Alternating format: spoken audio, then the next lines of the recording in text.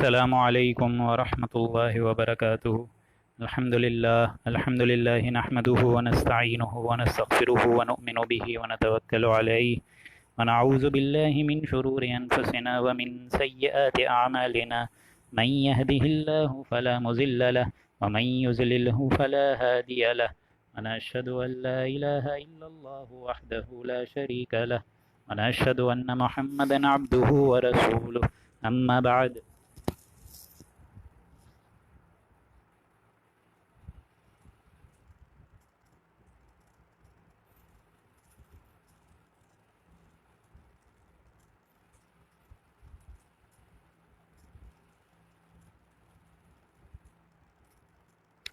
اعوذ باللہ من الشیطان الرجیم، بسم اللہ الرحمن الرحیم۔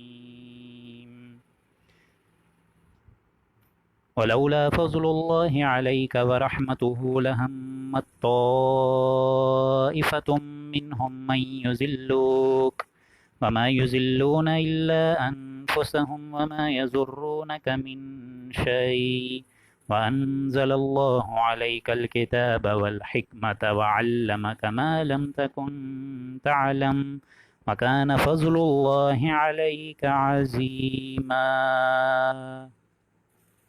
اعوذ باللہ من الشیطان الرجیم، بسم اللہ الرحمن الرحیم۔ رب اشرح لي صدری ويسر لي امری واحلل عقدۃ من لسانی یفقهوا قولی۔ اللهم انك عفو کریم تحب العفو فاعف عنا، آمین یا رب العالمین۔ سامعین محترم، پہلے تو معذرت، آج تھوڑی تاخیر ہو گئی، لیکن آج بھی ہمارا جو اصل ٹارگٹ ہے وہ یہی ہے کہ 17 اور 18 دونوں رکوع ہو جائیں، اور اس رکوع مبارکہ کی ایک بریف سمری آج کی نشست میں ہم لوگوں نے آلریڈی اس ویڈیو کے اوپر ٹیگ کر دی ہے، تو آپ لوگ اس کو بھی پڑھ سکتے ہیں۔ پچھلی 4 نشستوں میں ظاہر بات ہے منافقین جو کہ مدینہ میں رہائش کرتے تھے ان پر ایک ڈیٹیل تبصرہ ہوا، اور آپ لوگ کو وہ معاملہ بھی پڑھ کر ہم نے سنایا جو کہ یہودی اور ایک منافق کے درمیان ایک چوری کا جو معاملہ ہو گیا تھا، اور عدالت محمدی تک وہ معاملہ گیا تھا۔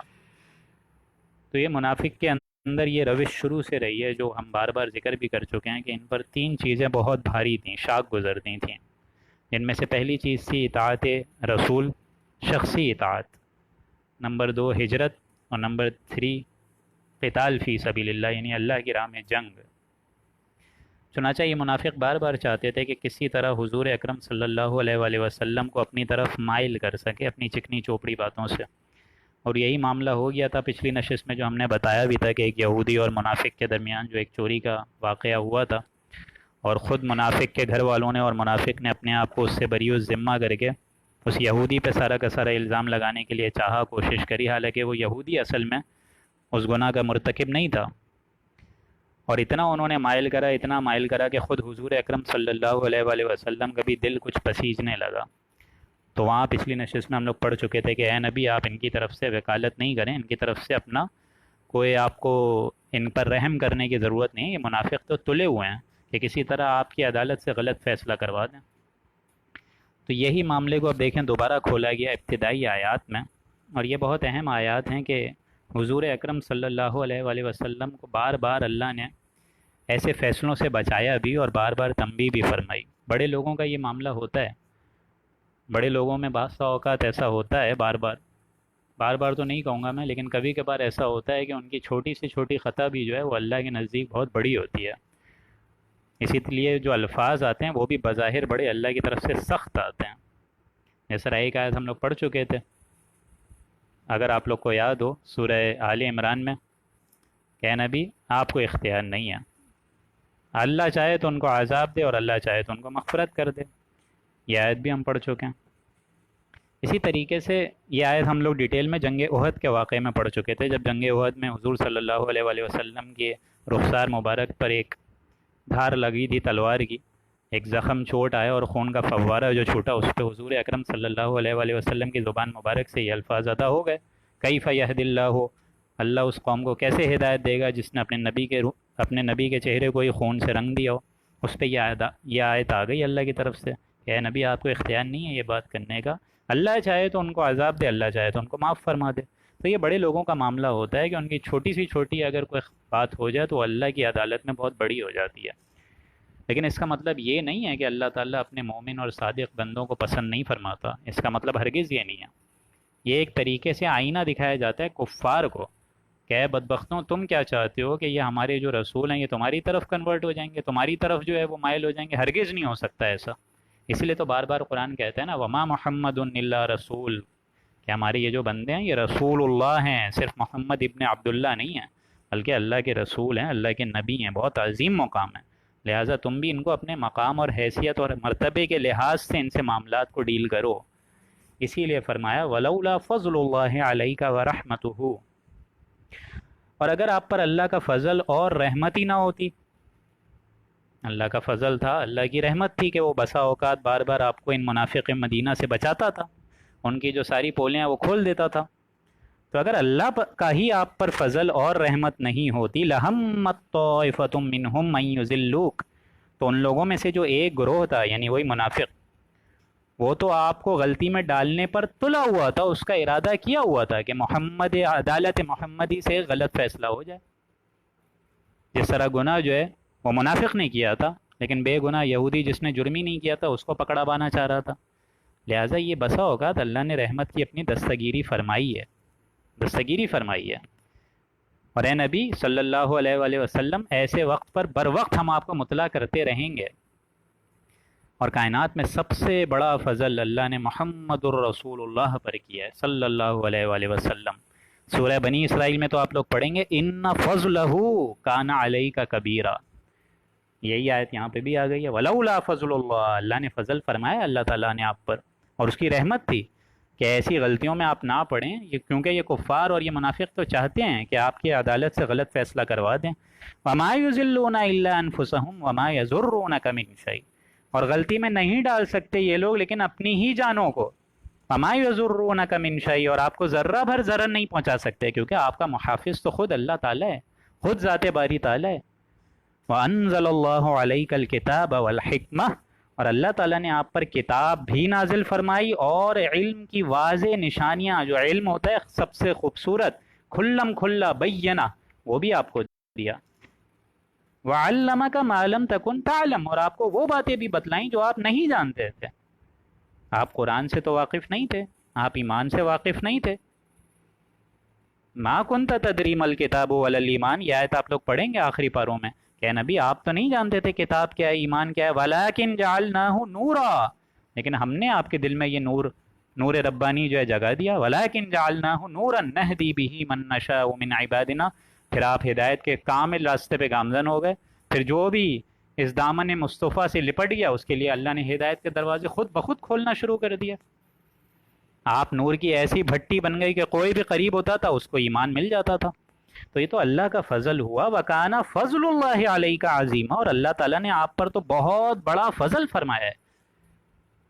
سورہ بنی اسرائیل کی جو میں بات کر رہا تھا اِنَّ فَضْلَهُ كَانَ عَلَيْكَ كَبِيرًا, کہ نبی ہم نے تو آپ کو بہت بڑا فضل, اس پوری کائنات میں سب سے بڑا فضل, سب سے بڑا فضل, سب سے بڑا فضل محمد الرسول اللہ کی ذات پر اللہ کی طرف سے ہوا ہے. اگرچہ ان کا فضل کس دور سے ہوا ہے وہ آپ دیکھ لیجئے. ماریں پڑی ہیں, پتھراؤ ہوا ہے, خون کے دھارے چھوٹے ہیں. اللہ کا فضل دنیا میں کوئی ناز و نام تو نہیں ہے نا, عیش و عشرت تو نہیں ہے. جس پر سب سے بڑا فضل کیا اس کو یتیم پیدا کیا, پوسٹیومس چائلڈ, والد کے انتقال کے بعد پیدا ہوئے, بالکل کلاش مفلسی کی صورت میں. وہ تو دائی حلیمہ کو اور کوئی بچہ بھی نہیں ملا تھا, ورنہ لوگ جاتے تھے کھاتے پیتے گھر آنے کے بچے اٹھا کر لے کر آتے تھے. یتیم کو کون لے کر جاتا ہے؟ لیکن وہ یتیم پھر دیکھیں کیا بنا, کائنات کی افضل ترین ہستی بن گئے. اس کا مقام آپ لوگ آخری پارے میں پڑھیں گے. الم یجدک یتیما فآوی ووجدک ضالا فہدی ووجدک عائلا فاغنی. یہ یتیمی کا دور بھی گزرا ہے. پھر 6 سال کی عمر میں آپ صلی اللہ علیہ وآلہ وسلم کی والدہ ماجدہ کا بھی انتقال ہوا. پھر جو نوجوانی کا دور سخت مشقت اور مزدوری میں گزرا, آپ صلی اللہ علیہ وآلہ وسلم خود فرماتے تھے کہ میں قریش کی بھیڑ بکریاں جو ہے وہ چند ٹکوں کی مزدوری پر چلاتا تھا, درہم و دینار پہ نہیں بلکہ چند ٹکوں پر, چند کوڑیوں پر. پھر مڈل ایج, درمیانی وقفہ, اس میں آ کر رسالت سے نوازا, اتنی بھاری ذمہ داری کہ جبریل علیہ السلام آ رہے ہیں اور وہی ان کو سنا رہے ہیں، جو کہ ڈائریکٹ قلب اطہر پہ سنا رہے ہیں، ان کان مبارک سے نہیں سنا رہے۔ اسی دوران کیا کیا غم جھیلے، 23 برس کی محنت شاقہ، قید بنی ہاشم 3 سال تک جاری رہی، فل بائیکاٹ کہ کوئی حضور کے خاندان سے تجارت نہیں کر رہا، فقر و فاقے کی کیفیت، پھر کوئی ان کو شادی کے لیے نہ اپنی لڑکیاں دے رہا ہے نہ ان کی بچیوں سے شادی کر رہا ہے، پھر جو بچیوں کی شادیاں ہوئیں ان کو طلاقیں ہو گئیں، پھر طائف کا سفر، غزوات، مارکہ بدر، غزوہ احد، غزوہ تبوک۔ میں تو اس رسول اللہ کو جانتا ہوں، لیکن ان تمام چیزوں کے باوجود حضور کا جو ریولوشنری مشن ہے اور جو اعلی انقلاب ہے وہ جوں کا جوں چل رہا ہے، وہ کنٹینیو ہے۔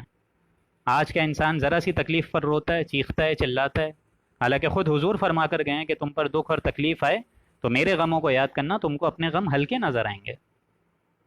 قلم یجد کا یتیما فآویٰ، وہ یتیم دیکھیں پھر کیا بنا، افضل ترین ہستی اس پوری کائنات کی۔ پھر جو بھی دامن مصطفیٰ سے لپٹ گیا اس کے لیے ہدایت کے دروازے خود بخود آٹومیٹک اللہ کھولتا چلا گیا کہ محمد سے وفا تو نے تو ہم تیرے ہیں، یہ جہاں چیز ہے کیا لوح و قلم تیرے ہیں۔ اور ایک ہمارا معاملہ ہے، ان کا جو انقلابی مشن ہے اس کو بھولے بیٹھے ہیں، قلب میں سوز نہیں، روح میں احساس نہیں، کچھ بھی پیغام محمد کا تمہیں پاس نہیں۔ ہمیں یاد ہے وہ پیغام، ہمیں یاد ہے کیا وہ مشن کہ رسول اللہ کیا تعلیمات ہمیں دے کر گئے، کیا ذمہ داری لگا کر گئے۔ وَكَانَ فَضْلُ اللَّهِ عَلَيْكَ عَظِيمًا، اے نبی ہم نے آپ پر بہت بھاری فضل فرمائے۔ اللہ کا فضل اس دنیا میں ناز و نام نہیں ہے دوستوں، عیش و عشرت نہیں ہے، پتھر کھائے ہیں، خون کا فوارہ چھوٹا ہے، مارے پڑی ہیں، خون کے دھارے نکلے ہیں، اتنی آسانی سے یہ فضل رسول اللہ کو نہیں ملا۔ لا خیر فی کثیر من نجواہم الا من امر بصدقہ۔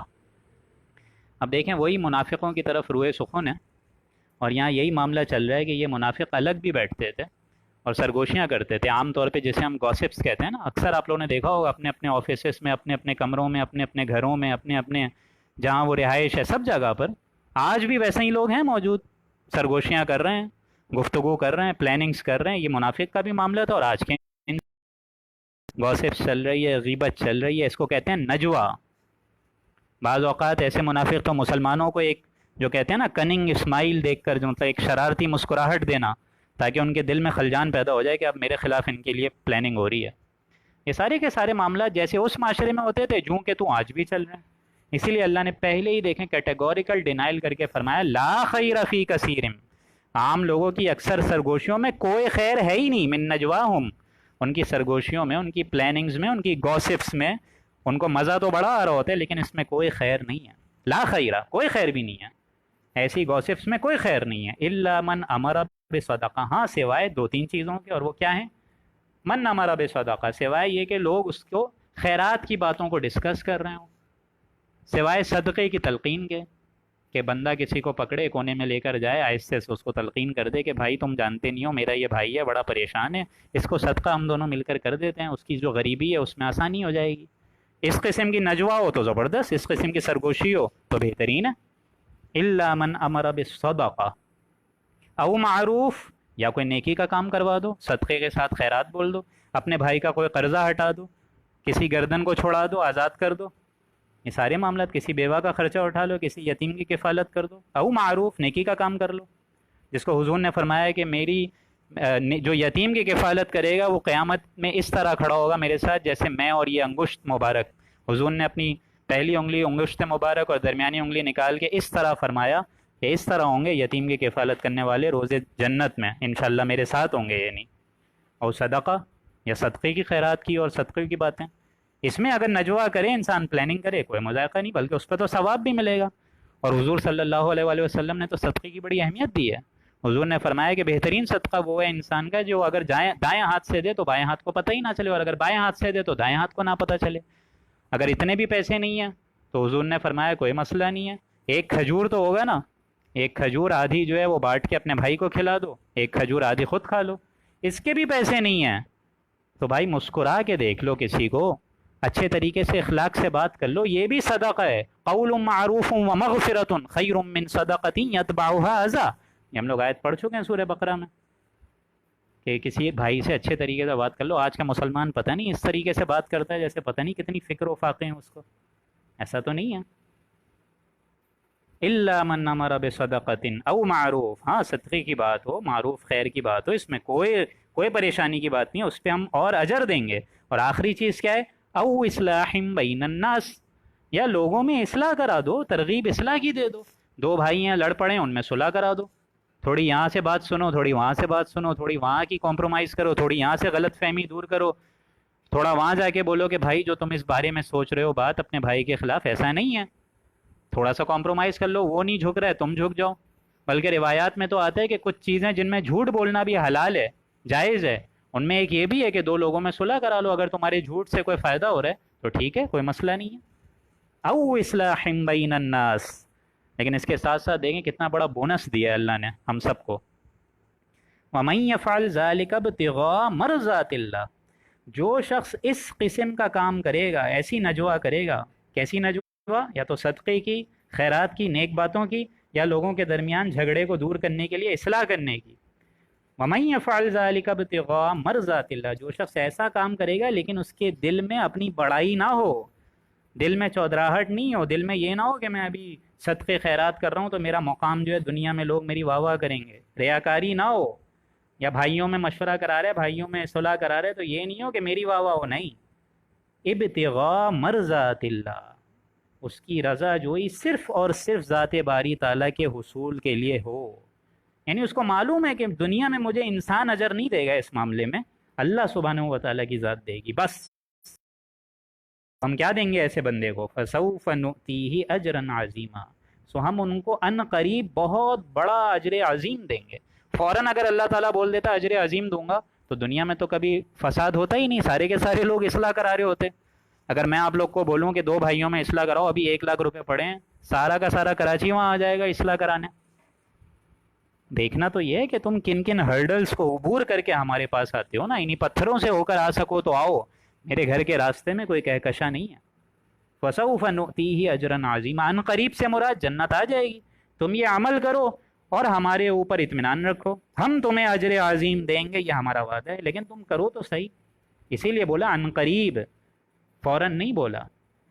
وَمَن يُشَاقِقِ الرَّسُولَ مِن بَعْدِ، اور جو شخص اللہ اور رسول کی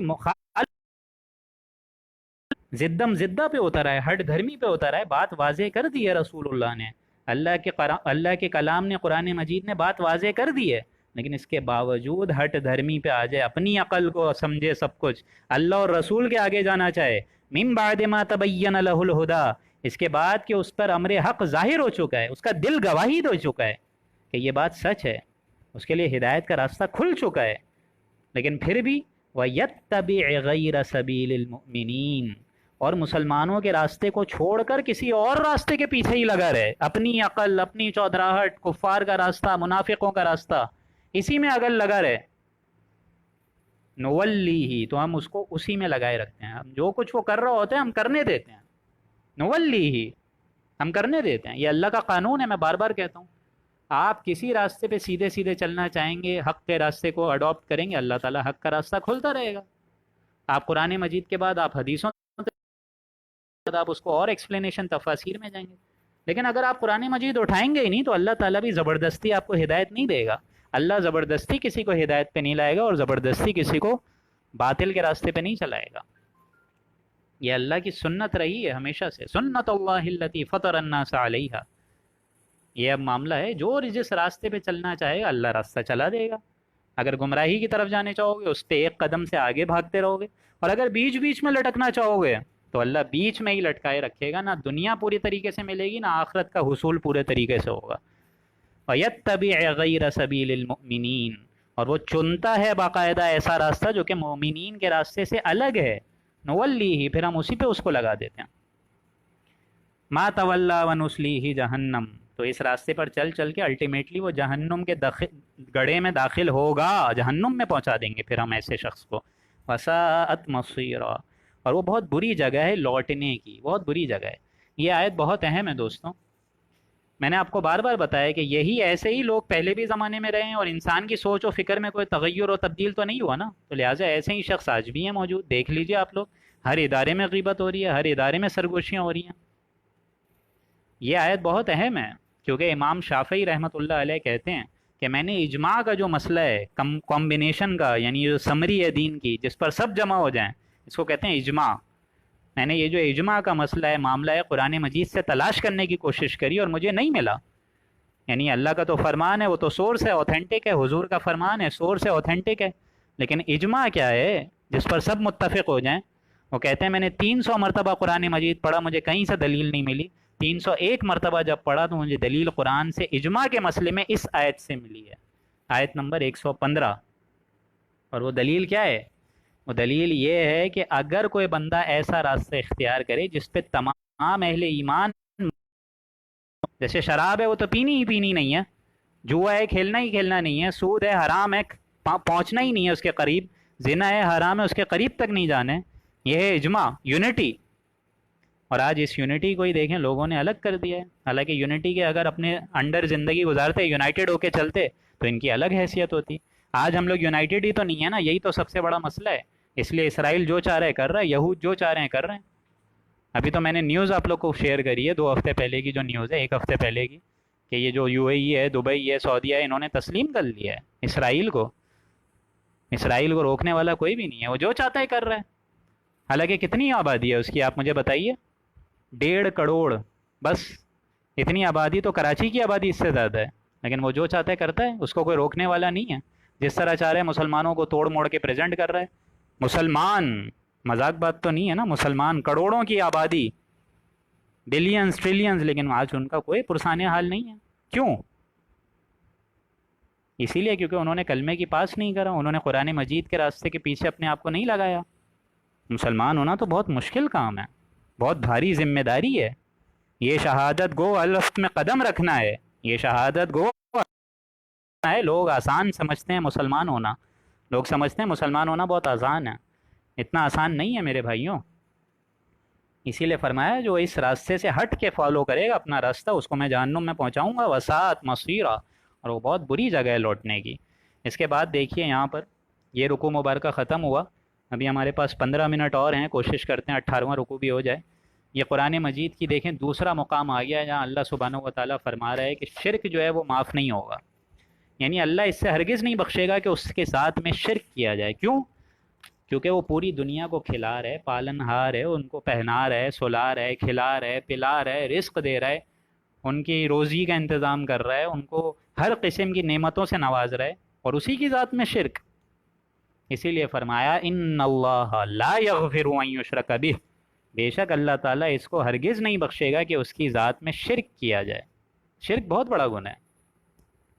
وَيَغْفِرُ مَا دُونَ ذَلِكَ لِمَن يَشَاءُ، ہاں اس سے کمتر جو ہوگا اس کو انشاءاللہ امید دلائیے کہ بخش دے گا. یعنی یہ بھی فری لائسنس نہیں ہے کہ اس سے شرک نہیں کرو باقی گناہ کر لو، یہ بھی نہیں ہے.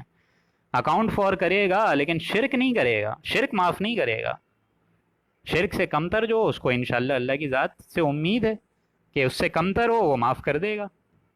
وَمَن يُشْرِكْ بِاللَّهِ، دیکھیں پھر وہی لفظ، جس نے شرک کیا اللہ کی ذات میں، اللہ کی ذات، اللہ کی محبت میں دوسروں کو ترجیح دی، یہ بھی ایک قسم کا شرک ہے. فقد ضل ضلالا بعیدا، وہ بہت دور کی گمراہی میں جا پڑا، آلریڈی چلا گیا اس دور کی گمراہی میں، اس کا کوئی پھر پرسانیہ حال نہیں ہوتا ایسے بندے کا. ان یدعون من دونہ الا اناسا، یہ لوگ تو اللہ کو چھوڑ کر تم کو چند چیزوں کی عبادت کرنے کا مشورہ کرتے ہیں، اور یہ خود بھی چند چیزوں کی عبادت کر رہے ہیں. اناسا مؤنث کی عبادت کر رہے ہیں. یہ مؤنث کیا ہیں؟ عورتیں ہیں. اس لیے کہ ان کی دیوی، ان کے جو دیوی تھے، دیوتا تھے، زیادہ تر تو مؤنث تھے. کون تھے یہ دیوی دیوتا؟ لات، عزا، منات. لات کس کی جمع ہے؟ الہ کی جمع ہے، ایک واحد کی جمع ہے لات. اسی طریقے سے عزا کس کی جمع ہے؟ العزیز کی جمع ہے، مؤنث ہے عزا. یہ سارے نام مؤنث ہیں، مطلب وہ سب عورتوں کو پکارتے ہیں. وہ تو کہتے ہیں یہ فرشتے معاذ اللہ اللہ کی بیٹیاں ہیں، حالانکہ ان کا در حقیقت کوئی وجود ہے ہی نہیں. ان یدعون من دونہ الا اناسا وان یدعون الا شیطانا مریدا، اور صرف شیطان کی عبادت کرتے ہیں جو کہ حکم سے باہر ہے، جس کو خدا تعالیٰ نے اپنی رحمت سے دور رکھا ہے. اور حال تو یہ ہے لعنہ اللہ، اللہ نے اس پر لعنت فرمائی ہے. یعنی یہ سارے کے سارے شیطان کے ایجنٹس ہیں. اور شیطان تو یہی چاہتا ہے کہ وہ جس طرح خود ڈوبا ہے، ہم تو ڈوبے ہیں صنم، تم کو بھی لے ڈوبیں گے. تو وہ تو چاہتا ہے یہی ہے کہ مجھ پہ لعنت ہوئی ہے تو تمام نوع آدم پر لعنت ہو. لعنہ اللہ وقال لأتخذن من عبادك نصیبا مفروضا، اور جس نے یہ کہا تھا اللہ کے آگے کہ میں ضرور تیرے بندوں میں سے اللہ اپنا مقرر حصہ اطاعت کروا لوں گا، یعنی لازماً ان کو بہکاؤں گا، ان کو اپنا مقرر حصہ شیطان لے کر ہی دم لے گا، اس کے کلیجے میں ٹھنڈ اسی ٹائم پڑے گی جب جہنم میں سب کو پہنچائے گا، نصیبا مفروضہ، لازماً وہ حصہ لے کے رہے گا۔ اور ہم تمناؤں میں میٹھی میٹھی شفاعت کے، ہم تو یہ سمجھ بیٹھے ہیں کہ سیلویشن از گارنٹیڈ، حالانکہ یہ نہیں دیکھ رہے ہیں شیطان بھی تو موجود ہے سامنے، اپنا نفس بھی تو حائل ہے بیچ میں، اتنے بڑے بڑے امتحانات ہیں، کن کن پتھروں کو عبور کرو گے؟ اور اس شیطان کا معاملہ کیا ہے؟ وَلَأُضِلَّنَّهُمْ، دیکھیں شیطان، دیکھیے اس ایک آیت نمبر 119 میں آپ لوگ کو پوری شیطان کی چال سمجھ آ جائے گی کہ شیطان کس طرح بہکاتا ہے۔ وَلَأُضِلَّنَّهُمْ، میں ان کو گمراہ کروں گا، گمراہ کروں گا، ان کے دلوں میں بڑی بڑی امیدیں جگاؤں گا، بڑی بڑی امیدیں، چراغ روشن کروں گا، جس کو کہتے ہیں سرسبز باغ دکھاؤں گا، بڑے برائٹ کیریئرز ہیں، ان میں بڑی بڑی تمنائیں ہیں، دنیا کے بڑے بڑے منصوبے ہیں، اسی میں لگے رہو، اسی کی محنت میں لگے رہو، اسی کی عیش و عشرت میں لگے رہو۔ وَلَأُضِلَّنَّهُمْ وَلَأُمَنِّيَنَّهُمْ، اور ان کو میں امانی دلاؤں گا، یعنی وہی وشفل بخشنے والا ہے، مجھ پر تو اللہ کا کرم ہے ہی ہے، ہم تو محبوب کی امت میں سے ہیں، ہم کچھ بھی کر لیں لیکن تیرے محبوب کی امت میں سے ہیں، چاہے چور ہیں، شرابی ہیں، ڈاکے کے مارنے والے ہیں، زانی ہیں، سود خور ہیں، ساری چیزیں ہیں، لیکن تیرے محبوب کی امت میں سے ہیں، تو ہمیں خوف کس بات کا؟ آور سیلویشن از گارنٹیڈ، جب رسول اللہ وہاں موجود ہیں تو کائے کو انسان جو ہے وہ حرام کاموں سے بچے، یہیں پہ ہی سارے عیش و عشرت کر لو۔ تو اللہ نے دنیا کیوں بنائی ہے؟ اللہ نے نیکی اور بدی کا امتیازی فرق تمہارے اندر کیوں ودیت کیا ہے؟ سوچو نا کبھی۔ وَلَأُمَنِّيَنَّهُمْ، یہ وشفل تھنکنگ دکھاؤں گا، وَلَآمُرَنَّهُمْ، اور میں ان کو تعلیم دوں گا، کس چیز کی؟ فَلَيُبَتِّكُنَّ آذَانَ الْأَنْعَامِ، جس سے وہ اپنے چوپایوں کے کان تراش دیں گے۔ یعنی یہ معاملہ کرتے تھے وہ سارے کے سارے مشرکین کہ فلاں فلاں جو جانور ہے اس کے چوپائے کے کان کاٹ دیے، سورہ انعام میں اس کی تفصیل آئے گی کہ فلاں فلاں بت کے نام، لات عزا منات کے نام، کسی کے کان چیر دیے، کسی کی سینگیں ہٹا دی، کسی کو اب کوئی چھیڑ نہیں سکتا، یعنی اس جانور کو جو ہم نے انڈیکیٹ کیا اس کو اب کوئی چھیڑ نہیں سکتا، اس کا گوشت نہیں کھایا جا سکتا، اس پر سواری نہیں ہو سکتی، کچھ نہیں، یہ ہمارے اس بت کے نام ہے۔ فَلَيُبَتِّكُنَّ آذَانَ الْأَنْعَامِ وَلَآمُرَنَّهُمْ، اور میں ان کو یہ بھی تعلیم دوں گا، سنیے گا غور سے، فَلَيُغَيِّرُنَّ خَلْقَ اللَّهِ، جس سے وہ اللہ تعالیٰ کی بنائی ہوئی صورت کو بگاڑ دیں گے، اللہ تعالیٰ کی جو تخلیق ہے اس کی خلقت میں تبدیلی کریں گے۔ یہ پیشن گوئی ہے دوستوں جو آج کے دور میں پوری ہو گئی ہے، مردوں عورتوں میں کوئی فرق نہیں رہا ہے، مردوں نے بھی عورتوں جیسی زیب و زینت اختیار کی ہوئی ہے، وہی پینٹ شرٹ دیکھ لیجئے جو مرد پہن رہے ہیں وہی عورتیں پہن رہی ہیں، عورتوں نے بھی مردوں جیسی زینت اختیار کی ہوئی ہے، معلوم ہی نہیں ہو رہا کہ عورت مرد کا لباس پہنی ہے یا اپنا گھریلو لباس پہنی ہوئی ہے۔ اور اس سے بھی بڑھ کر آج کا جو معاملہ ہے، جو انسان فینیٹکس ہو گیا ہے، اس درجے تک پہنچ گیا ہے یہ معاملہ کہ وہ اپنا اختیار استعمال کر رہا ہے اللہ کی تخلیق میں چینجز لانے کے لیے۔ یہ سیکس چینج آپریشن کیا ہے یہ بلا؟ اللہ نے تمہیں مرد بنایا، تم عورت بننا چاہ رہی ہو، تمہیں عورت بنایا تم مرد بننا چاہ رہے ہو۔ فَلَيُغَيِّرُنَّ خَلْقَ اللَّهِ، میں شیطان بتا رہا ہے شیطان کہ میں ان کو لازماً یہ تعلیم دوں گا کہ اللہ کی بنائی ہوئی صورتوں کو بگاڑو بگاڑو۔ وَمَن يَتَّخِذِ الشَّيْطَانَ، اور جو شخص اللہ کو چھوڑ کر شیطان کا دوست بن جائے، اس نے شیطان کی دوستی اختیار کر لی، شیطان کو اپنا پشت پناہ سمجھا، شیطانی کو اپنا حامی سمجھا، من دون اللہ، اللہ کے علاوہ، فقد خسر خسرانا مبینا، تو اس کے لیے تو سری نقصان واقع ہو گیا، یعنی وہ بہت دور کی گمراہی میں چلا گیا۔ شیطان وعدے کرتا ہے، اور اس کے وعدوں میں ایک یہ بھی وعدہ ہے، آیت نمبر 120، یعدہم ویمنیہم، شیطان ان لوگوں سے وعدے کرتا ہے، جھوٹے وعدے جس کو وہ پورا نہیں کر سکتا، اس کے وعدے پورے نہیں ہوتے، ویمنیہم، اور ان کو امانی دلاتا ہوں، وشفل تھنکنگز ہیں سب دلاتا ہوں، وما یعدہم الشیطان الا غرورا، اور ان کو ہو ہی نہیں سکتا کہ وہ بندہ پورا کرے، وہ شیطان لعین ان کو ہوسیں دیتا ہے، ان کو امیدیں دیتا ہے، ان سے جھوٹے وعدے کرتا ہے، لیکن اس کے سارے وعدے، اس کی ساری امیدیں، اس کے سارے دھوکے، یہ سارے کے سارے الا غرورا، صرف جھوٹے وعدے ہیں اور کچھ نہیں ہے، ان کی یعنی کوئی حیثیت نہیں ہے، اس سمندر کے اوپر کے جھاگ ہیں، یہ ایسے ہی دھل جائیں گے۔ اولئک مأواہم جہنم، اب جو تم نے شیطان سے دوستی کری ہے تو سن لو اس کا انجام کیا ہے، مأواہم جہنم، ایسے لوگوں کا ٹھکانہ جہنم ہے، ولا یجدون عنہا محیصا، اور اس سے وہ کہیں بچ کے جانے والے نہیں ہیں، وہ اسی جہنم کی وادی میں گڑ گڑائیں گے، اس سے کہیں بچ کے جانے والے نہیں ہیں، محیصا، اسی میں رہیں گے۔ والذین آمنوا، دیکھیں سائملٹینیس کانٹراسٹ پھر آ گیا، قرآن مجید میں جہاں کفار کی بات ہوئی، منافق کی بات ہوئی، شیطان کے پیروکاروں کی بات ہوئی، وہیں پہ ایمان والوں کا بھی ذکر ہے۔ والذین آمنوا وعملوا الصالحات، ہاں ہمارے وہ بھی بندے ہیں جو ایمان لائے اور اچھے کام کرے، سندخلہم، اور اچھے کام میں یہ مطلب نہیں ہے صرف کلمہ، نماز، روزہ، زکوٰۃ، حج رہ گئی، رسم اذاں، روح بلالی نہ رہی، فلسفہ رہ گیا، تلقین غزالی نہ رہی، یہ معاملہ نہیں ہے صرف۔ عامل الصالحات میں سب سے بڑا عمل صالح کیا ہے؟ کہ یہ قرآن مجید کی تعلیم اور جو تذکیر ہے جس سے اللہ نے تمہیں بہرمند فرمایا ہے، لہٰذا تمہارا فرض منصبی ہے کہ اس کو پھیلاؤ جیسا کہ پھیلانے کا حق ہے، تو سمجھو جیسا کہ سمجھنے کا حق ہے۔ Even the last drop of your residual energies and your residual blood should be served in the service of Quran Majeed. والذین آمنوا وعملوا الصالحات سندخلهم جنات، ہاں یہ لوگ ہیں جن کو ہم وہ باغات دلائیں گے، تجری من تحتها الانہار، جن کے نیچے نہریں بہ رہی ہیں تاکہ آٹومیٹک irrigation بھی ہوتی رہے، خالدین فیہا ابدا، رہیں گے وہ اس میں ہمیشہ ہمیش، اس کو وہاں سے کوئی نکالے گا نہیں۔ وعد اللہ حقا، اللہ کا یہ وعدہ ہے سچا، اٹل، پختہ، دائمی ہو کے رہے گا۔ ومن اصدق من اللہ قیلا، اور اللہ ہی کے علاوہ کون ہے جو کہ صحیح بات کرے گا؟ اللہ سے زیادہ کون ہے جو سچی بات کرے گا؟ اللہ سے زیادہ کون ہے جو اپنے وعدے کو پورا فرمائے گا؟ سوچیں آپ لوگ، قرآن مجید اپنے اندر جھانکنے کی توفیق دیتا ہے کہ اللہ کے علاوہ کون ہے جو کہ صحیح بات کا، وعدے کا پورا فرمان دے گا اور وعدے کو پورا فرمائے گا؟ اللہ کے علاوہ کون ہے؟ لیس بامانیکم ولا امانی اہل الکتاب، تو اے مسلمانوں کان کھول کے سن لو، نہ تمہاری تمناؤں سے ہمارا کام چلتا ہے، ولا امانی اہل الکتاب، نہ ان اہل کتابوں کی تمناؤں سے ہمارے اوپر کوئی چیز موقوف ہے، یہ بات نہیں ہے۔ یعنی نہ تمہاری تمناؤں سے کوئی قانون بدلے گا، نہ اللہ ان اہل کتاب کی تمناؤں سے اپنا جو قانون ہے وہ بدلے گا۔ لہٰذا تم بھی شفاعت کے دھوکے میں مت رہو، تم بھی حرام خوری اور سود خوری کو چھوڑ دو۔ تمہاری کوئی یہ جو وشفل تھنکنگز ہیں جس طرح یہود و نصارہ کی پوری نہیں ہوئی تو تمہاری کیسے ہوگی؟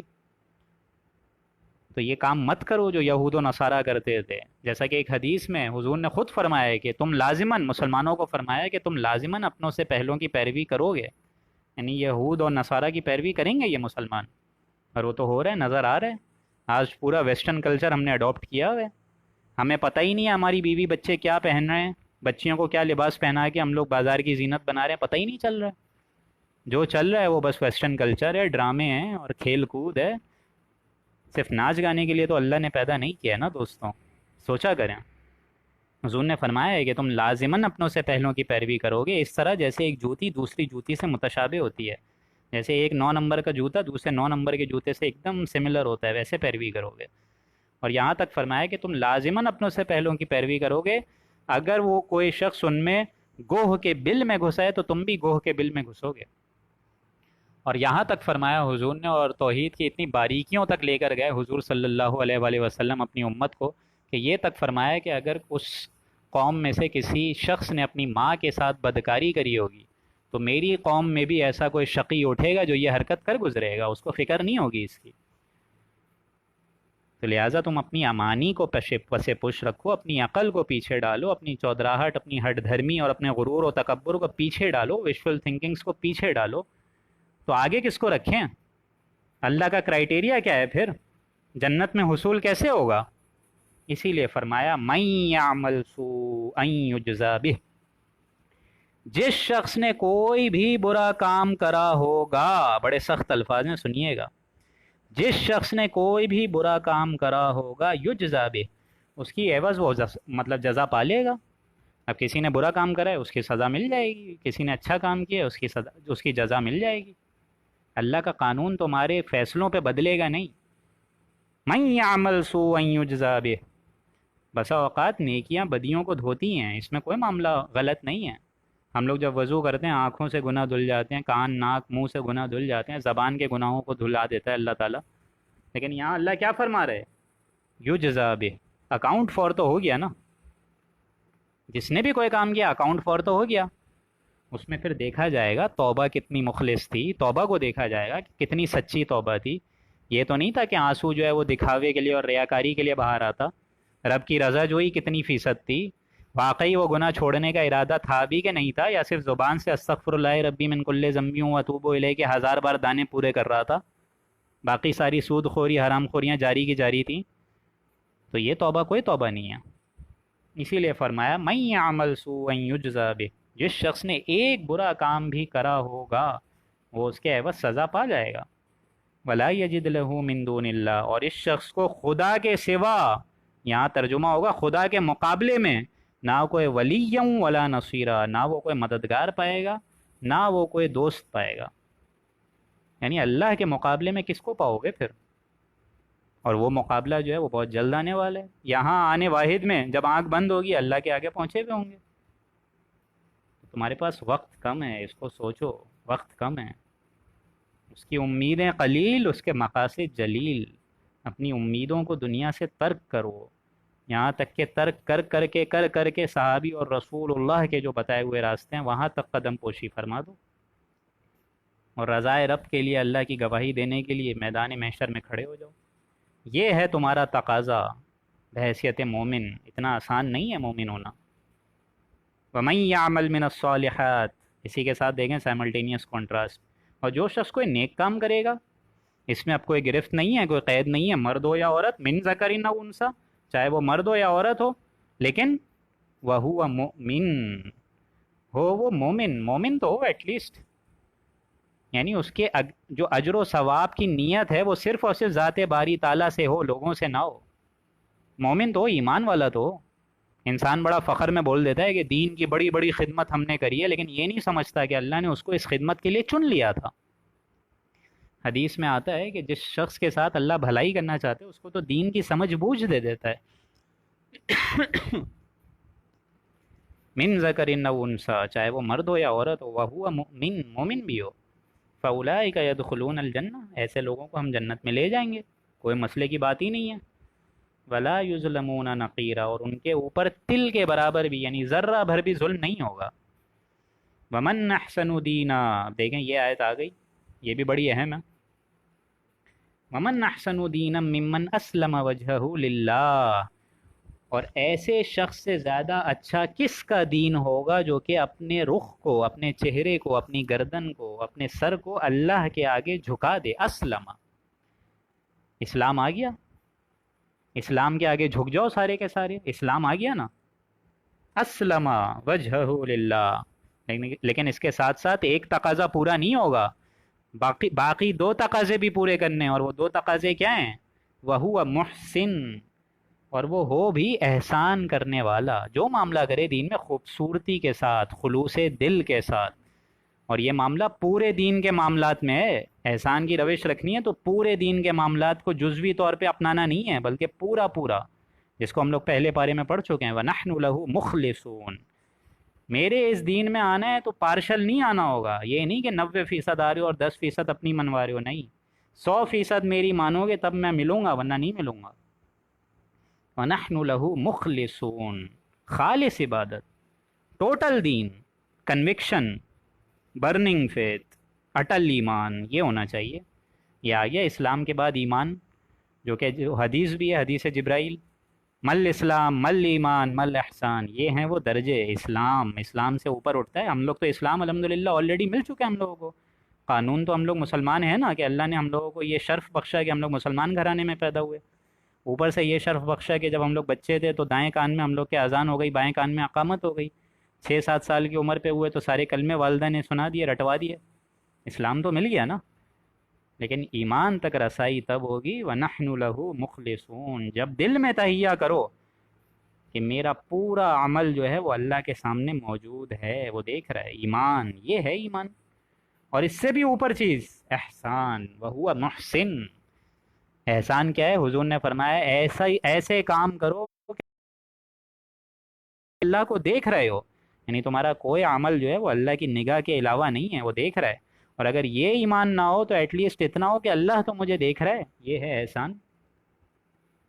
اور اس سے بھی اوپر واتبع ملت ابراہیم حنیفہ، اور وہ پیروی کرے ملت ابراہیم کے دین کی یکسو ہو کر، ایک دم کھلم کھلا پورے طریقے سے، یہ نہیں پارشل۔ اللہ کہتا ہے 10% اپنی منوا رہے ہو، 10% بھی اپنے پاس رکھو، ہمارے پاس آنے 100% ہو کر آنا ہوگا۔ ادخلوا فی السلم کافہ، یہ آیت آپ لوگ پڑھ چکے ہیں کہ دین اسلام میں داخل ہونا ہے تو پورا پورا، اور دین اسلام میں سب سے زیادہ کون داخل ہوئے؟ یہی رسول اللہ کے بھی جد امجد حضرت ابراہیم۔ حالانکہ اس میں کوئی شک نہیں ہے کہ حضرت ابراہیم سے بھی اونچا مقام ہمارے پیارے نبی کا ہے، لیکن یہ بھی دیکھیے نا وہ ہمارے پیارے نبی کس کی اولادوں میں سے تھے؟ دین ابراہیم کی پیروی۔ اور ابراہیم کا مقام کیا ہے؟ وَاتَّخَذَ اللَّهُ إِبْرَاهِيمَ خَلِيلًا، اور اللہ تعالیٰ نے تو ابراہیم کو خاص اپنا دوست بنا لیا تھا، چن لیا تھا۔ لیکن یہ دوستی کیسے ملی ہے یہ آپ سب جانتے ہیں، اس میں تو کوئی ڈھکی چھپی بات نہیں ہے۔ میں اور آپ جانتے ہیں کہ اس بندے کو یہ دوستی کیسے ملی؟ ریگستان میں بیوی بچوں کو چھوڑ کر آئے ہیں، آگ کے اندر خود پھینکوایا ہے نمرود نے، وہ اولاد جو 80 سال دعائیں مانگ کے ملی ہے اس پر چھری پھیرنے کا حکم دیا گیا ہے۔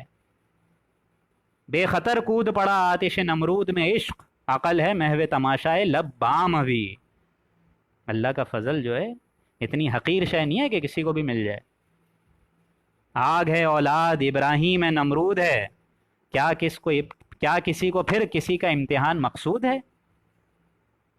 وہ بات الگ ہے کہ ہمیں جو ہے وہ بچھڑا یاد رہا، دمبا یاد رہا، قربانی بھول گئے ہم حضرت ابراہیم کی، باپ اور بیٹے کا کیا عظیم مکالمہ ہوا اس کو بھول گئے، بس جانور یاد رہے۔ آج جانور کی نیلامی ہو رہی ہے، کتنے لاکھ کا جانور ہے؟ 10 لاکھ کا جانور ہے، یہ سب چل رہا ہے۔ تو اللہ کا فضل جو ہے اس کی دوستی اتنی آسانی سے نہیں ملتی، اس کے لیے مستحق بننا پڑتا ہے، اس کے لیے قربانیاں دینی ہوتی ہیں، اس کے لیے جذبہ ایثار پیش کرنا ہوتا ہے، ورنہ نہیں ملتی۔ وَكَانَ اللَّهُ، اسی لیے اللہ نے فرمایا وَاتَّخَذَ اللَّهُ إِبْرَاهِيمَ خَلِيلًا، اللہ تعالیٰ نے تو اپنے اس بندے کو حضرت ابراہیم کو اپنا خالص دوست بنایا تھا۔ وَلِلَّهِ مَا فِي السَّمَاوَاتِ وَمَا فِي الْأَرْضِ، اور اللہ ہی کی ملکیت میں سے ہے جو کچھ آسمانوں میں ہے اور جو کچھ زمینوں میں ہے۔ وَكَانَ اللَّهُ بِكُلِّ شَيْءٍ مُحِيطًا، اور اللہ تعالیٰ تمام چیزوں کا احاطہ فرمایا ہوا ہے، اس کے سرکل سے انسانوں تم لوگ بھاگ نہیں سکتے ہو۔ یہ نہ سمجھو کہ تم اللہ کو دھوکہ دے رہے ہو، اس کے رسول اور اس کی شریعت کو پس پش ڈالے ہوئے ہو تو اللہ تعالیٰ دنیا میں فضل دے رہا ہے، تو اتنا یہ نہ سمجھو کہ یہ آخرت میں اللہ پکڑے گا، نہیں پکڑے گا۔ وَكَانَ اللَّهُ بِكُلِّ شَيْءٍ مُحِيطًا، اللہ تعالیٰ تمام چیزوں کا احاطہ کیا ہوا ہے، تمہارے سرکل میں، اس کے سرکل میں تمہاری ساری حرکتیں موجود ہیں۔ بہرحال اللہ کے فضل و کرم سے ہم نے یہاں پہ 17 اور 18 رکوع مکمل کرے اللہ کے فضل و کرم سے۔ کل ہم لوگ انشاءاللہ 19ویں رکوع کا مطالعہ کریں گے۔ میں امید کرتا ہوں کہ آپ لوگوں کو ساری باتیں سمجھ آئی ہوں گی، اور اللہ تعالیٰ سے دعا ہے کہ جتنا ہم نے پڑھا اس پر اللہ تعالیٰ ہم لوگ کو سمجھنے کی، عمل کرنے کی توفیق عطا فرمائے، اور اس کو آگے پھیلانے کی بھی توفیق عطا فرمائے۔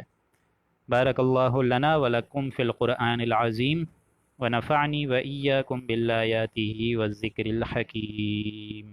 صدق اللہ العظیم۔